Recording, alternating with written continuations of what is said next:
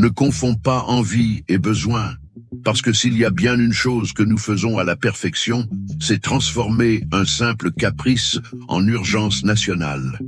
Tu te réveilles décidé à économiser, et 10 minutes plus tard, tu es persuadé d'avoir besoin de ce nouveau casque, parce que l'ancien ne correspond plus à ta phase spirituelle. C'est fou, comme le cerveau invente des raisons.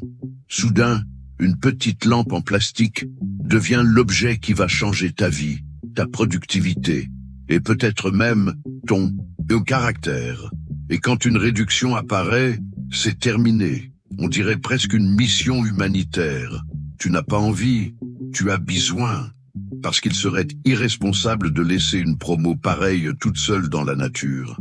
Et le fameux investissement n'est rien d'autre qu'une manière élégante de dire que tu vas cramer ton argent en espérant récolter de la sagesse plus tard.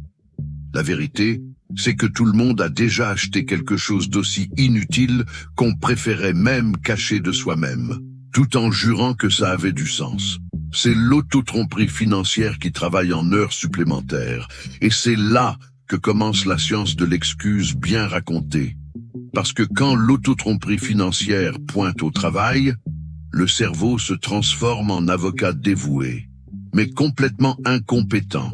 Il invente des arguments bouleversants, mais perd tous ses procès. Tu regardes un objet inutile et tu penses « je le mérite, j'ai beaucoup travaillé, j'ai respiré aujourd'hui ». C'est une récompense totalement légitime et payée en plusieurs fois est devenu un sport extrême. Tu ne sais même plus combien de mensualités existent. Tu sais juste qu'il y en a toujours une qui arrive pour te souhaiter bonjour. Et quand la carte sourit, voilà, c'est fini.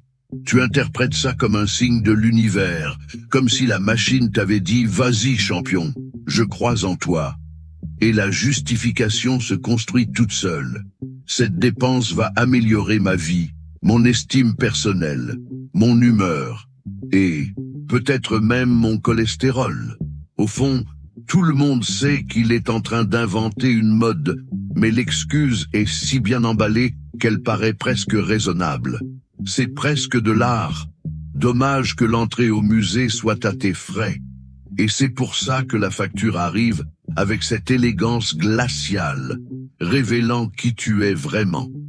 Avant l'achat, tu te comportais comme un héros invincible, poitrine gonflée, convaincu d'être en train de prendre la meilleure décision de ta vie d'adulte.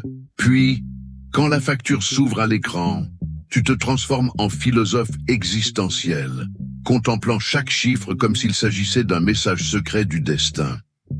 Le relevé n'a aucune pitié.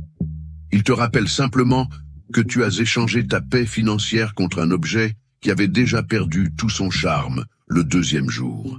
Et le plus drôle, ou tragique, c'est de voir à quel point le statut est éphémère. Au moment de l'achat, tu te sentais membre de l'élite mondiale.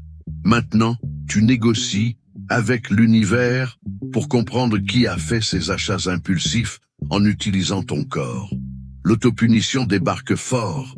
Tu promets que plus jamais, que cette fois tu changes, que tu es une nouvelle personne, jusqu'à te rappeler que tu as un autre paiement demain. La facture ne ment pas. Elle te montre juste la version de toi que tu fais semblant de ne pas connaître. Et c'est justement à ce moment-là, quand tu retombes face à ta propre conscience, que commence le petit miracle de comprendre le besoin. Parce qu'après avoir pris 3 claques émotionnelles de la facture, tu réalises enfin que la paix financière ne se trouve pas dans ce que tu achètes, mais dans ce que tu as le courage de ne pas acheter. Ce n'est pas de la philosophie bon marché, c'est juste ton cerveau épuisé qui dit « Stop, j'ai besoin de faire une pause de toi ». Et bien sûr, devenir quelqu'un d'équilibré semble presque impossible.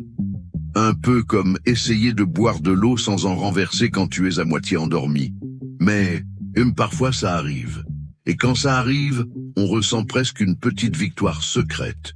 Tout à coup, tu regardes quelque chose que tu voulais tellement et tu te dis « J'en ai pas besoin ». Et ce silence-là est si puissant qu'il ressemble presque à de la maturité. Le bon côté, c'est que cette différence entre envie et besoin libère du temps, de l'énergie, et même un peu d'estime de soi perdue dans les mensualités. Au fond, tout le monde sait que mieux vivre, ce n'est pas dépenser plus, c'est choisir mieux. Maintenant dis-moi, tu as déjà confondu envie et besoin cette semaine ou seulement hier?